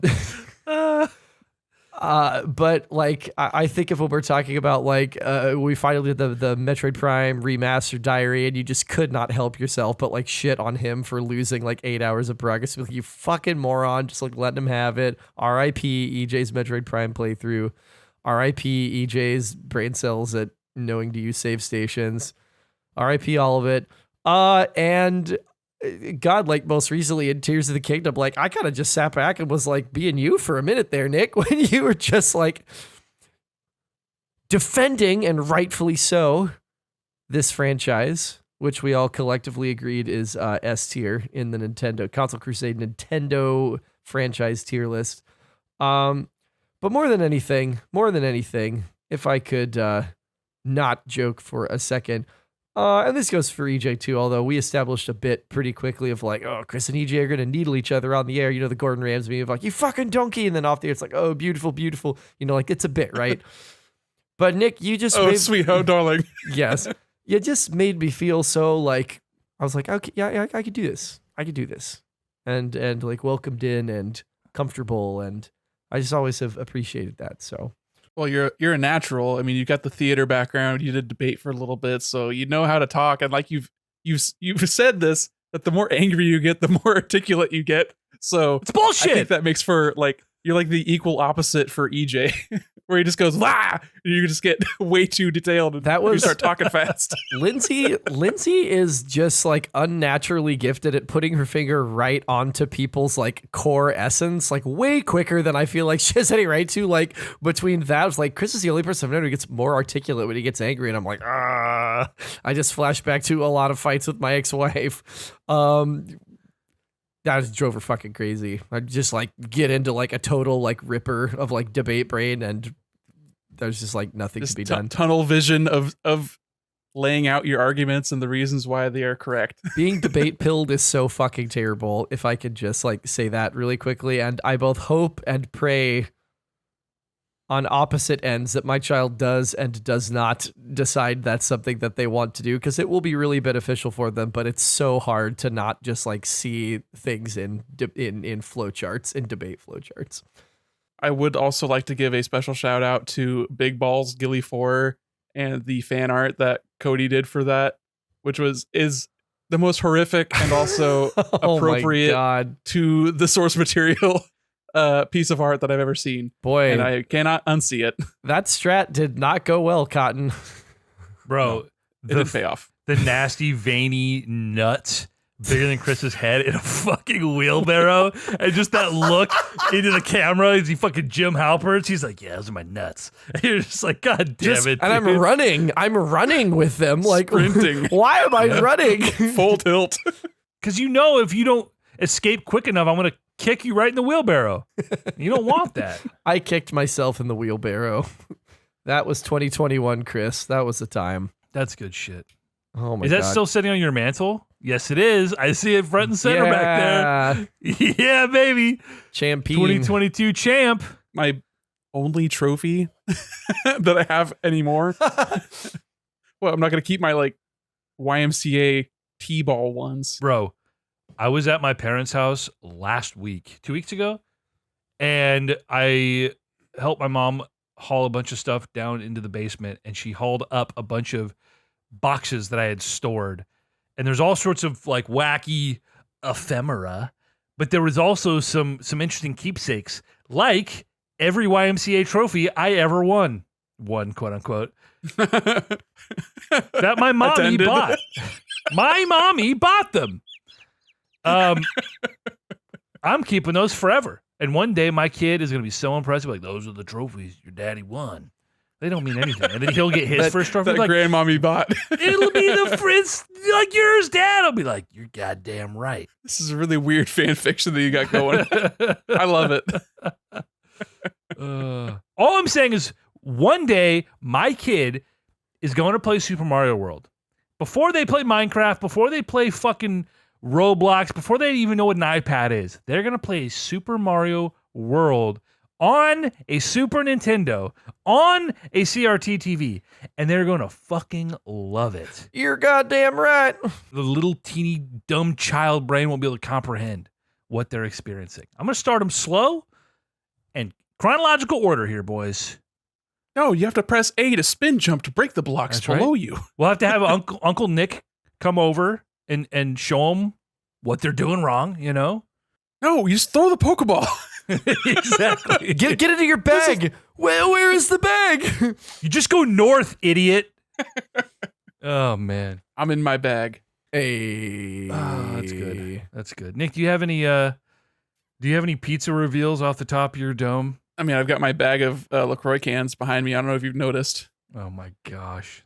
I meant memories, but it's funny that you literally have a reveal. It's just, how do I screen cap on a Mac? It's been there the entire time. You've probably screen capped it at some point. No, I mean, it's the highlight of my week now that we're actually recording weekly. It's been a lot of fun to be able to keep in touch and video call people. Like, I don't really do video calls with other homies. So it's like, it's appointment viewing.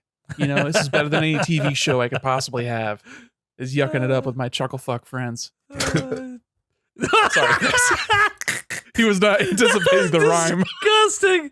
That was horrifying. Whatever. That's the intro. It's just that fucking sound into the drop of the breakdown. You nasty. But Chris fuck. doing the gawk on a bubble water. It was so wet. It was half swallowed before chuckle fucks. Nice. It was somehow moist and crispy. I don't know how a sound can be crispy, but that's what I felt. Console Crusade, Sade. So wait, so there's another segment after this? Yeah, there's one more segment. I didn't know about this. This is mystery segment. The final segment. Oh no, I did know about this. You did. I was like, yes, you fucking did. The final segment is called Paperboy. God damn it. This That's is a real it. game. This is a real game. There's no pun. It's called Paperboy. As we know, one of Nick's steadfast items that he brings to the pod is his devotion to the news of the day, to bringing us the news that's going around the industry. I see him clicking through tabs. He sees the writing on the wall where this is going, so that EJ and I can offer some milquetoast but occasionally entertaining takes about things. This is our regular news segment, gussied up under the title of Paperboy, because you do it so well, Nick. And I know that you worked hard this week to get us a package of links, and I didn't want that to go to waste. So take it away. I'll tell you what I didn't do is I didn't work hard, but I am on Reddit and I'm looking at the top of this week in Gaming Leaks and Rumors and in our games. So we can talk about, if you want to, that video of the PS5 Slim and how egregious that looks. Have y'all seen that? I haven't saw seen this. The screenshot with the two like bevel little swoopy things. And it doesn't even look that small. Like that's the big thing. That's the shot. Here's the video. Oh yeah, let's do this in real. And this is supposed to be a slim, not a pro model. It looks smaller than a regular PS5, so I would not think that it's the Pro. This is Because fake. if they made it stronger and smaller, That's not even that much smaller. This is just a PS5 shell. This is fake. Yeah, Look at this has got to no, be. look at it. It's got a bigger hump. Look at that hump. It's more pronounced, and it's not as swoopy. It looks like you could actually lay it down on its side, and it wouldn't fall over immediately. It would just fall over slightly. That looks like the Wish version of a normal PS5.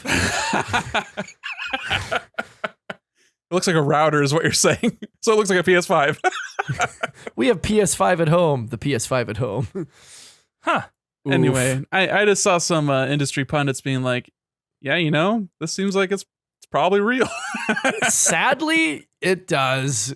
I mean, look at the Q Lite or whatever they called that thing, the tablet, what they glued between a DualSense controller The sticks. tablet, what they glued between. It's the what for me.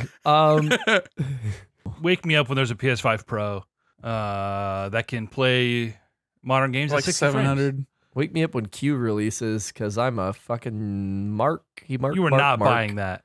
I'm probably gonna buy it Why? because my phone. He'll do anything for Q. No, don't you put that on me, Ricky Bobby. Just finally go upgrade to a real cell phone and just play it with not A DualSense. get a Razer hookup for an iPhone, and it's got to be a better experience. It'll have a better Wi-Fi chip in a new iPhone than whatever's going to be in fucking Project QAnon. I promise you that. QAnon.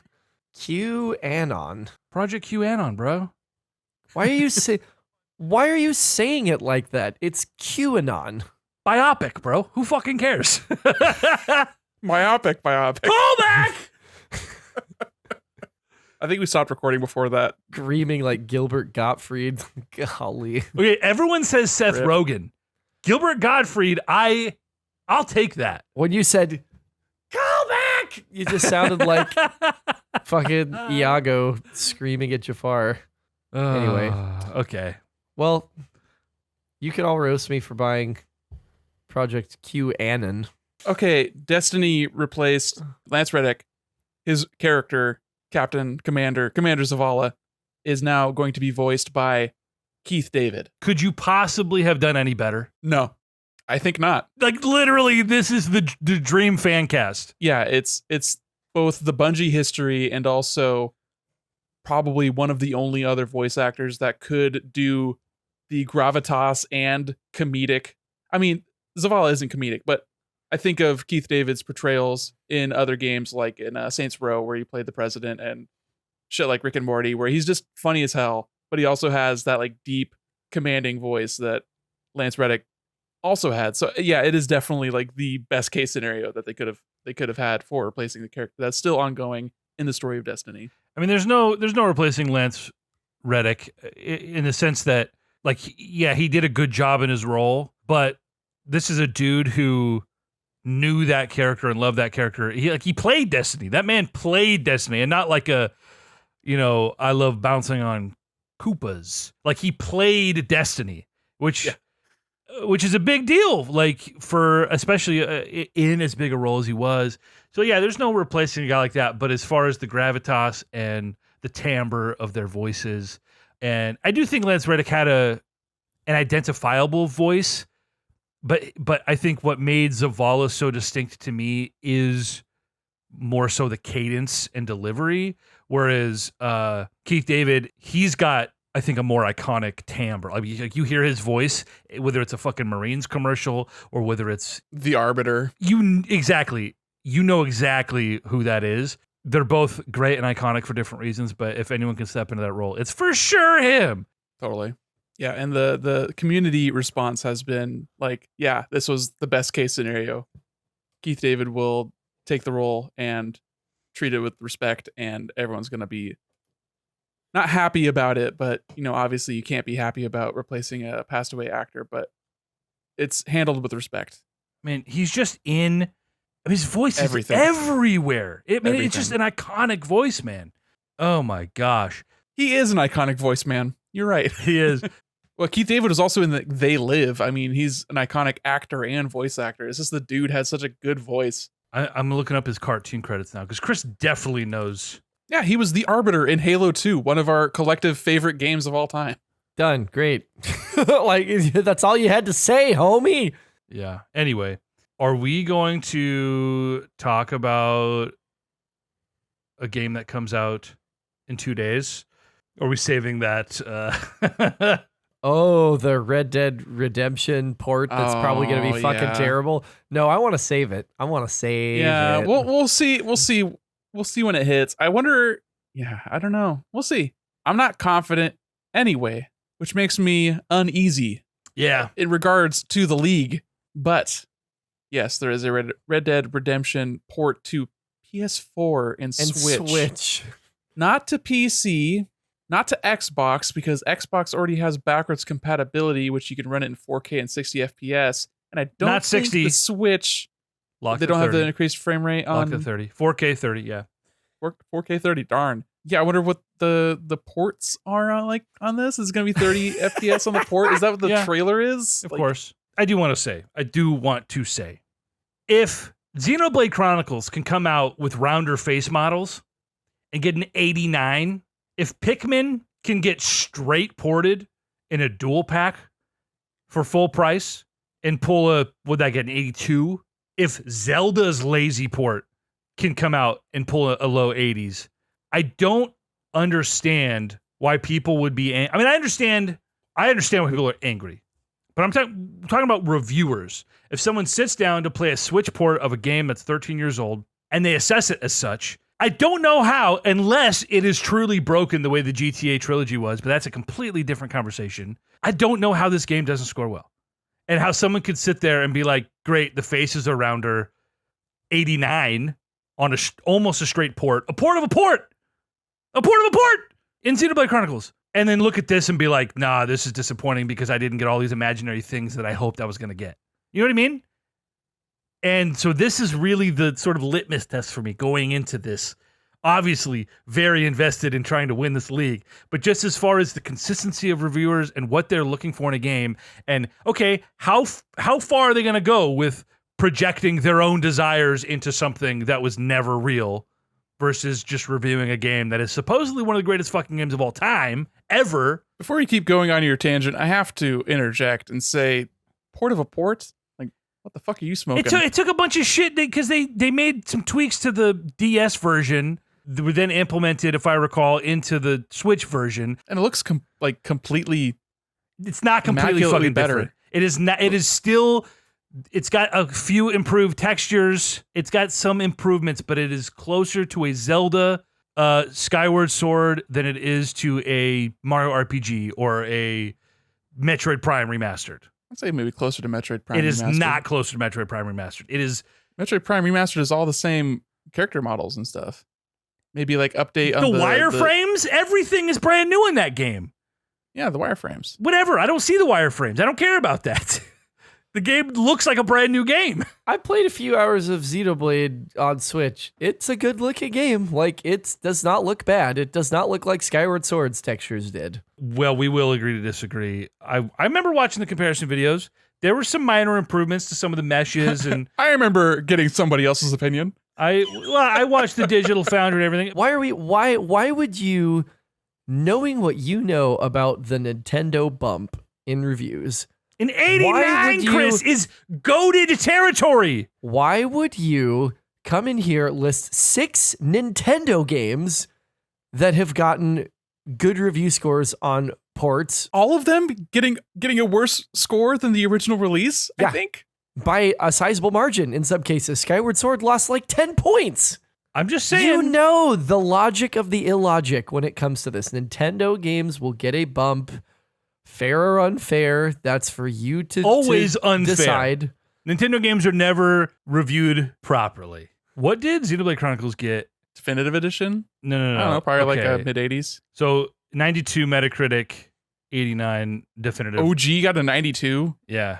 That's fucking wild. That's a good game, but like on the Wii, Anyway, you know that it's not going to get the same treatment. People are already pissed at Rockstar. People are already talking about fuck this game. I mean, yeah, it won't get a 94 like the original got or whatever, but it'll probably get like an 80s. I would say like gun to my head, it's probably Rockstar bump. Come on. It's probably an Is 80. GTA 5 a 96 or whatever it's got? Like, no, it's not. It's an 81. I think gun to my head, it gets an 81. I think it could be low 70s. If this is as lazy and shoddy as it looks like, people are not going to tolerate a 30 FPS. If it's hitting 30 on Switch, even like if they're reviewing on Switch, If it's hitting 30. Who is this for? Why do this? Like, why go to the trouble of bringing this over when you know people are going to be pissed off? Like, who is this for? Like, why do this with you basically shadow dropping this game? They clearly have no confidence in it. First of all, I know we're comparing Nintendo again. Pikmin port, 720p, 30 frames locked. Okay? Red Dead Redemption, greatest game of a generation, one of the greatest games ever by most accounts, coming to Nintendo for the first time. The fact that it's a port, take all the fantasy of what people expect, it's the same map in Red Dead 2, so they can just easily remake this game, yada, yada, yada. This is a port that is going to look and play like a port, but it's coming to a Game Boy and a Nintendo console for the first time. And if you watch the trailer, there are improvements to this game visually. It is not going to be the Metroid Prime Remastered. It is not going to be even Last of Us Part 1. But there are improvements. There are changes. So to me, it seems like a perfectly reasonable thing to do. I think it's kind of lame the way Rockstar has sort of backslid, I guess, like milking GTA 5 for a goddamn decade, giving up on Red Dead Online, the GTA trilogy, they have more money than God, and yet they're pushing this out to a third party who's never developed a real fucking game. Like, a lot of issues, a lot of goodwill evaporated. This looks like a competent port. I know you are desperately trying to huff the Will curriculum. it into the universe? Yeah, you are. If our positions were reversed and I had picked that up, you would probably be like, this looks shitty. It looks lazy. It looks like even less love than they gave the GTA trilogy, even though they broke it when they tried to give it love. Like, No, they completely remade GTA trilogy. I respect it. You're trying to stay positive. You're going to get free No. points in this slot. There's no way that it's going to be lower than No. a 70. You're not losing points, but it's not going to be the like mea culpa that I think you hoped it was going to be and like push you over the top in the way that we thought a remake probably would have. If they had remade this game and they dropped it in 2 days, that's a 90 easy, and you probably run away with the league. Or if they put it on real platforms and PC, like instead they're just putting it on PS4 and Switch 10 years after the fact. The PS4 came out in 2013. Why is it only on the PS4? All PS4 games are backwards compatible, so it's also coming to the PS5. So they're opening up their market share to an additional 300 million modern consoles or something like that. Because they know if they put it on PS5, it's going to look like dog shit. More than it already does. Well, it's going to look the way it looks. You know, which is not good. I agree. I thought that was an ugly ass, boring fucking game, but people fucking love it. So they're gonna get what they're gonna get the game they remember. And in a Red Through Dead and through. Redemption 2 world, I wonder how revisiting this without remaster treatment is going to affect its review score. If I'm looking at it objectively, I think this is a great opportunity for people to realize that that game is insanely overrated and not fun at any point. There you go. 70s, baby. But Uh-oh. people, you want to talk about smoking copium, bro? Like Rockstar pilled. This game has a movie reference, therefore 9 out of 10. Yeah, we'll see. We'll see. But yeah, Rockstar is really, I can't think of anything. I mean, GTA 5 is one of the greatest games of all time for so many reasons. And they have just kind of done nothing in 10 years. You know, they did Red Dead, and then they immediately abandoned that entire game. Like they just all support down the toilet because GTA 5 is such a moneymaker for them. Yeah. And the port without all the features is like, I don't care because I'm not going to get this game anyway, but like it is kind of annoying. Like, oh, we're bringing it forward, but not with everything.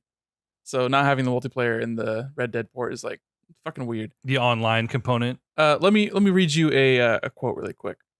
After today's Take-Two earnings call, IGN asked CEO Strauss Zelnick why they priced the newly announced port the way they did, especially given the backwards compatibility situation for Xbox. He said, "That's just what we believe is the commercially accurate price for it. It'll sell for $50. He's not wrong, but he's still an asshole for it." Well, Nintendo, I mean, all the companies are doing it. He's like, I could have sold this for $70, but I'm not because it's a port. Oh, yeah, let's bow down at Strauss's feet for not being as titanic an asshole as he could have been in late-stage capitalism. Fuck that. What you supposed to say? That reflects the market value of a product like this. Every other company is selling their ports for $50 or $60. How about instead of this dry ass, we feel this is the appropriate commercial value for the game, you're like, I understand why people may have some reservations, and we feel really confident that when you play it, you're going to think it's worth every penny. That line would fucking play. He's not a And PR instead guy. He's the CEO. He needs to know how to talk to the... Get the fuck... Are you... What? Whatever. Commercially accurate is a much funnier phrase in my mind. Like, that sticks. This is why... Oh, my God. He wasn't like, he was like, we don't care about the consumer because they're going to spend their money anyway. He just like, this is what these games cost. That is basically what he said. No reassurances. It's just... There's more. I mean, that's just the phrase that stuck out to me as being hilarious. But like later they asked about Undead Nightmare, and he said that was a great standalone game in its own right when it was originally released. So we feel like it's a great bundle for the first time, and certainly a great value for consumers. I Like, forget you know, it comes it's with very that. PRE, and yeah, sure. I mean, it is a commercially accurate price. The $50 feels like, yeah, that is the price point in which it would sell. It would not be hurt by the price of it, and would still like wring as much money out of the Rockstar pilled consumers as possible. Undead Nightmare, 87. Worse than the original game, then. Not worth playing. Oh, my God. No, Yep. people really like Undead Nightmare. It's like amongst the like Rushmore of great DLC, standalone especially. Blood Dragon, up there probably. Shivering Isles for Morrowind, or is that Oblivion? I think it's That's Oblivion. Oblivion. Blood Dragon is... Oh, I know that. Far Cry Far Cry.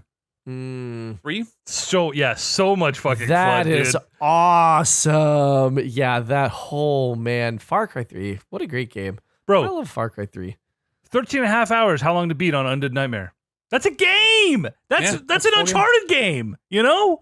That's almost as good as Future Redeemed. Xenoblade Chronicles 3. What did that get? 90? 90. Shout out. Snuck right in. Snuck right in. Oh, boy. man. Well, we'll find out in 2 days. Well, probably not 2 days, because I seriously doubt they gave review copies of this game to anybody. Yeah, that seems like a weird thing that they would do. I mean, it's going to review... that's the thing. It's like, will this get enough reviews? But of course, it's like a Rockstar game, so It it's will. big. But it's a port of an old game, and August has been so fucking busy. September's going to be even busier. It's been such a thick year. It's going to get reviews. It's going to get freelance reviews, and I wonder if that tinges the score. Man, one way what or the other. if it goes unscored? If it gets a bunch of No. like, if it gets No. no. If it gets a whole bunch of non-top critic reviews, I would love for them to all be 9s. Like just 9s across the board from all of these non-top critics. So EJ could just sit there and go, this port is amazing and it doesn't get enough reviews for it to fucking matter. That would be I'd feel bad. devastating. Though it feels bad, man. It's Red Dead Redemption coming to Nintendo for the first time. It will get reviews. They brought The Witcher to Switch, and I'm pretty sure that port got reviews. yeah, that and it that got reviews, port is a miracle. and it's not particularly great. It does not. It is the worst way to play that game by a country mile. That's not the barometer by which we're judging this game. That is a miracle that it exists on a fucking cell phone from 2016. How'd the port do review wise? Probably a lot fucking worse than the original Well, game. OpenCritic lumps games by just the game, not the version on which console it is. So you'd have to check Metacritic for that. So Witcher, Switch, Switcher. the Switcher. Complete edition, 85. Exactly what you would expect from a generational game like The Witcher. Down from like what, a 93 on PC. That's perfectly reasonable. And I mean, it is the worst way to play that game. It is, without a doubt. But it's there for people who have no other option other than the Nintendo Switch. And it is an extremely competent port. It's amazing. It's amazing that game works on the Switch. It's mind-boggling, honestly. Well, Nick, you want to give us one more quickie so we can get you out of here ahead of your hard stop? Yeah, I mean, we could talk about how Baldur's Gate 3 just being the biggest thing in video games right now. And like, we all kind of expected, yeah, this game's good. It's been in early access for 3 years. Everyone's been saying, yeah, it's good. But I wasn't exactly thinking it's going to be in the top 10 for Steam concurrent players of all time. And has been, what was that stat I just saw? That was, player engagement tracker. This past Sunday, Baldur's Gate 3 accounted for nearly 28% of total player time spent on Steam, leading all other titles by far, including CSGO at 5%. So, out of everybody playing video games on Steam this past Sunday, 28% of them were playing Baldur's Gate. Wow. That's fucking wild. For a D&D game. Like, that's For a D&D game. amazing. Don't tell me Honor Among Thieves didn't catapult this. Like 6 of those percentage points. No, this is catapulting Honor Among Thieves. Like, that is small potatoes compared to what Baldur's Gate 3 is doing. Well, I'm just saying there's probably a lot of people who've never played a Baldur's Gate game that were like, oh, it's a D&D think- game. People are seeing other people play Baldur's Gate more than they saw Chris Pine do a funny movie. I liked Dungeons and Dragons. That is the point I am trying to make. We can now move on. Okay. This is the highest rated game in OpenCritic's history. Right. They started in 2016, so some of like the older universally acclaimed games, they didn't get a chance to get those aggregates in. But yeah, this is the highest rated game in OpenCritic history. It's the highest rated game in Metacritic this year. What is it Passing Tears of sitting the at Kingdom. on Open? 97 on Metacritic. I think it's 97 on OpenCritic now too. It's probably going to... Like, it's stupid, right? It went up from a 95. Yeah, it's went only up. going up. Because review codes only came out like 2 weeks before the game, How or like 1 week before the many- game came out. How many reviews does it have right now? I think it was at like 30 top critic reviews by the last time I checked. Oh, it's I going to can come do it down. again. It's going to come down. No, it went up. I know it went up from like 15 to 30, but when it goes from 30 to 60, there's no fucking way it's staying It's an at anomaly. 97. It's an anomaly. It's truly amazing. Brennan picked this up, said he was enjoying it, but hasn't really gotten too deep. I don't know anything about this other than bears fuck vampires or something. I don't know anything else about this. I mean, it's a D&D computer RPG. I mean, Baldur's Gate 1 and 2. I think those were Black Isle developed games, which ended up splitting up and turning into the developers of like, Fallout and Mass Effect. It's like OG real ass Western RPG devs that started back in the day on Baldur's Gate and like Neverwinter Nights and like all that kind of shit, that isometric perspective, the emergent gameplay and the interactive systems where you can talk your way out of things and you can, everything is a dice roll. Knights of the Old Republic is a watered down D&D RPG. Let's say all basically. RPGs are D&D. It's just on the back end. A lot of them are based on wizardry, which is a completely different thing. EJ, stop talking out of your ass when you don't know what you're talking about. It's all just fucking dice rolls under the hood. So when you say D&D, I'm thinking a fucking tabletop game. Yes. Literally D&D. This is based on Dungeons and Dragons. Baldur's Gate is a location in the Dungeons and Dragons universe. So you're rolling dice on a table, or you're controlling a character? Yes. I don't understand. Yes, you're playing a video game where you're in this land that is from Dungeons and Dragons. When you're playing Tony Hawk's Pro Skater, are you on a skateboard? Are you doing a kickflip? Like, yeah, kinda. You're pushing buttons and those things are happening. In this game, you are also, casting a spell and you roll a dice to see if it lands, and you actually see the dice roll, and then you get the effect of the spell depending on what your roll landed. Yes, it's Dungeons and Dragons, and yes, it's in the place, so it's like a perfect marriage of the game that's based on and the location in that game translated into a video game RPG that only video games can do. But with all the systems and the interlocking narratives and expanding plot lines that entails you having control over a character in this story. So you can either do a created character, or you can choose one of they call origin characters, which is like the named dudes and dudettes what beyond the box. And you see in the picture, and you're like, I want to be the weird lady with the weird nose. And you can be that lady, or you could be someone who wants to fuck that lady. That's part of the game. Sounds like a video game. Mhm. 97 is absurd. That's crazy. Goaty. Too bad it's on PC, or I'd play it. It'll be on PS5 soon. Uh-oh. I think by the time Starfield comes out. Uh-oh. Starfield, I think it's going to be good. I think it is too. I won't know, though, because I'm not buying a fucking Xbox for one goddamn game. Can we just... This has been quite a year for video game releases. 790s? Yes, it has. Just in League. There's been more than that. No, 790s, I think, in OpenCritic, if you count the 2 remasters that don't show in the Hall of Fame for some reason. I think what the lowest rated game in the OpenCritic Hall of Fame right now is an 88. Like, what was it last year? Probably like an 83 or something. Like, oh, wow, 83. That's a great game. Let's see. OpenCritic, 97. That's really something. Hall of Fame, 1, 2, 3, 4, 5. 5 90s plus Metroid.